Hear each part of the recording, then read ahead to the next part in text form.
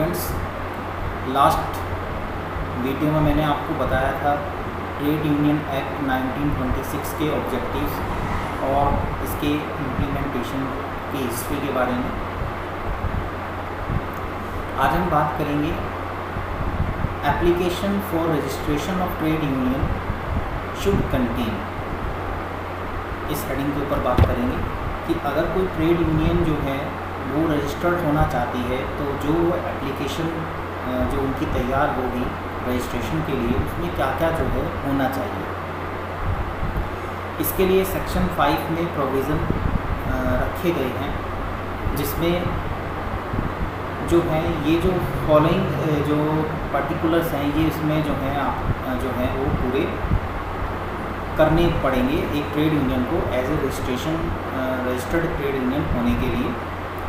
तो सबसे पहले इसमें आता है name of 7 persons in trade union. जो 7 इसके ट्रेड यूनियन के मेंबर्स हैं उनके जो नेम हैं वो इसमें जो है एप्लीकेशन में प्रोवाइडेड होनी चाहिए। सेकंड है ऑक्यूपेशन ऑफ पर्सन। वो जो पर्सन हैं जिनके नाम इस ट्रेड यूनियन के लिए रखे गए हैं, जो उन्होंने नाम दिए हैं, उनके ऑक्यूपेशन क्या है, वो किस तरह की वर्किंग करते हैं, किस इंडस्ट्री में काम कर रहे हैं, इन्वॉल्व हैं, ये सब जो है उसमें उसका पूरा जो है जो उन्हें जो है पूरा जो है देना होगा डिटेल। उसके बाद जो है एड्रेस ऑफ पर्सन्स, जो भी पर्सन्स ये हैं ट्रेड यूनियंस के, उनके एड्रेसेस। इसके बाद place of work of person, किन किन जगहों पर काम करते हैं वो प्लेस उसमें मेंशन करना होगा।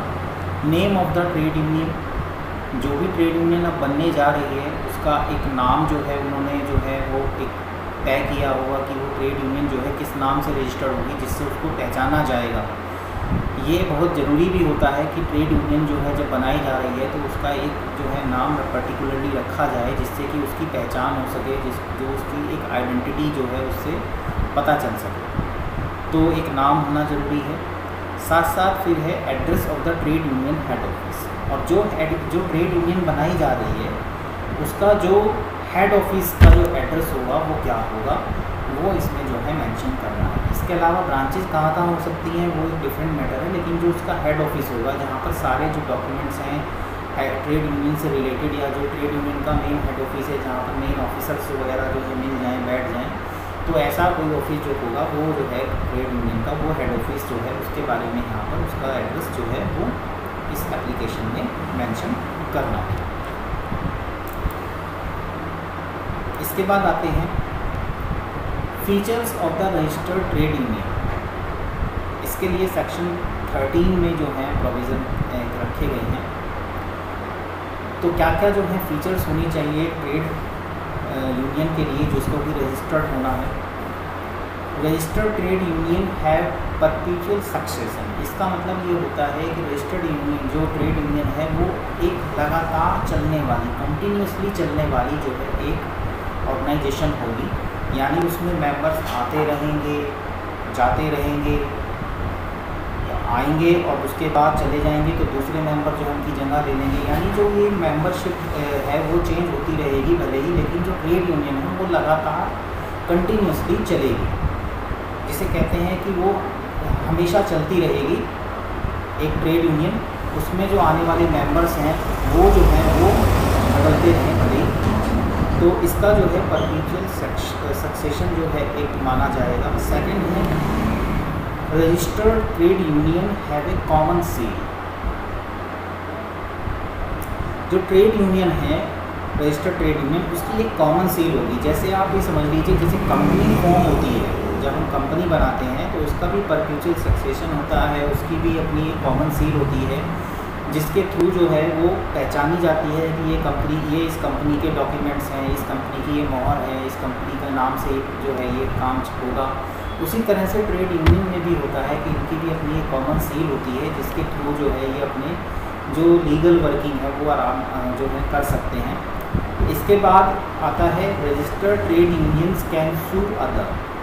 रजिस्टर्ड ट्रेड यूनियन जो है वो अपने नाम से दूसरों पर मुकदमा भी कर सकती है, कोई भी केस कर सकती है खुद अपने नाम से, रजिस्टर्ड ट्रेड यूनियन जो है, जो भी यूनियन का नाम होगा उस नाम से जो है किसी पर भी सू कर सकती है, जैसे कि जो है एक कंपनी को राइट होता है, बिल्कुल सेम वही जो है प्रोविजन रखे गए हैं इसके लिए भी। रजिस्टर, ये एक आर्टिफिशियल पर्सन कह लीजिए आप, आर्टिफिशियल पर्सन होता है registered trade union. Registered trade union can B sued by other, कोई और भी रजिस्टर्ड ट्रेड यूनियन पर जो है कोई भी केस कर सकता है, वो यूनियन पर केस करेगा, ना कि उनके मेंबर्स पर। यूनियन के नाम से ही केस हो सकता है और यूनियन के नाम से ही उस पर केस भी किया जा सकता है। इसके बाद आता है registered trade union can acquire and hold both movable और इमूवेबल प्रॉपर्टी। ये एक बहुत इंपॉर्टेंट राइट है कि रजिस्टर्ड ट्रेड यूनियन, क्योंकि एक आर्टिफिशियल पर्सन जो है वो हमने बनाया है, तो वो अपने नाम से कोई भी प्रॉपर्टी जो है, चाहे वो मूवेबल हो या इमूवेबल हो, उसको जो है एक्वायर कर सकती है, होल्ड कर सकती है अपने नाम से।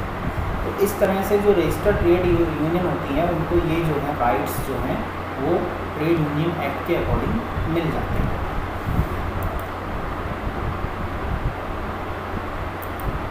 इसके बाद आता है एप्लीकेशन फॉर रजिस्ट्रेशन।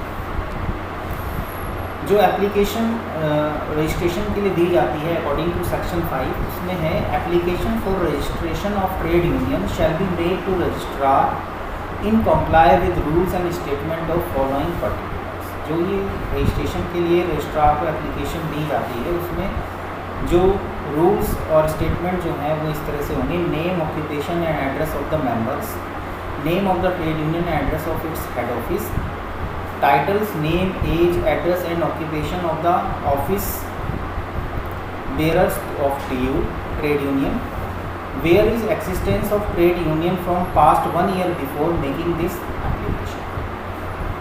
तो इस तरह से जो है ये एप्लीकेशन जो है वो रजिस्ट्रार के पास में देनी होती है।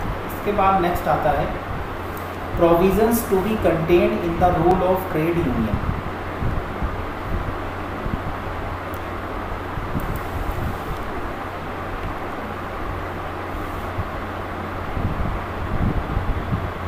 Name of the trade union, whole of the purpose of the for which the general funds of the trade union shall be applicable। जो फंड जनरेट होंगे ट्रेड यूनियन के लिए, फंड जो हैं जो होंगे उनके पर्पस क्या होंगे, जनरल फंडिंग जो है वो किस पर्पस के लिए यूज़ की जाएगी। थर्ड है conditions under benefit entitle to members, whole of the objective of the for which the trade union has been established. Objective जो है ट्रेड यूनियन का इस्टेब्लिश करने का क्या होगा। List of the members of trade union and their inspection, members की list और उनका inspection list. Manner of annual audit of the account book, और अकाउंट बुक जो होंगी ट्रेड यूनियन की उनके ऑडिट कैसे, उनके प्रोसीजर होगा, वो सब इसमें जो है होना चाहिए। इसके बाद आता है नेक्स्ट रजिस्ट्रेशन। इसके लिए सेक्शन 8 है registrar on being satisfied that the trade union has compiled with all requirements of this act in regard to registration shall register the trade union with in a period of 60 days from the days of which compliance. इस तरह से अगर registrar जो है वो agree हो जाता है और सेटिस्फाई हो जाता है कि ऑल रिक्वायरमेंट जो है वो कंप्लीट हो गई हैं ट्रेड यूनियन की ओर से, तो वो 60 डेज जो के अंदर जो है वो एक सर्टिफिकेट जो है वो इशू कर देगा, जो कि ट्रेड यूनियन को दिया जाएगा as a registration certificate. Certificate of registration in the prescribed form which shall be conclusive evidence with the trade union has been duly registered under this act. इसके बाद नेक्स्ट आता है कैंसिलेशन ऑफ रजिस्ट्रेशन। जो registration है उसको cancel कैसे कराया जा सकता है, ये हो सकता है। तो सबसे पहला है बाय द रजिस्ट्रार। अगर रजिस्ट्रार को कोई फॉल्ट लगता है कि या कोई लगता है कि ट्रेड यूनियन जो है वो लीगली वर्क नहीं कर रही है या कॉम्प्लाई नहीं कर रही है टोटल लीगल प्रोविजंस का, तो वो इसका रजिस्ट्रेशन कैंसिल कर सकता है on the application of the trade union. अगर ट्रेड यूनियन खुद अपना रजिस्ट्रेशन कैंसिल कराना चाहती है तो वो एप्लीकेशन जो है वो फॉरवर्ड कर सकती है। Certificate has been obtained by fraud and mistake, और अगर सर्टिफिकेट जो है रजिस्ट्रेशन का जो है वो फ्रॉड या मिस्टेक बाय मिस्टेक लिया गया है तो भी ये जो रजिस्ट्रेशन है वो कैंसिल हो सकता है।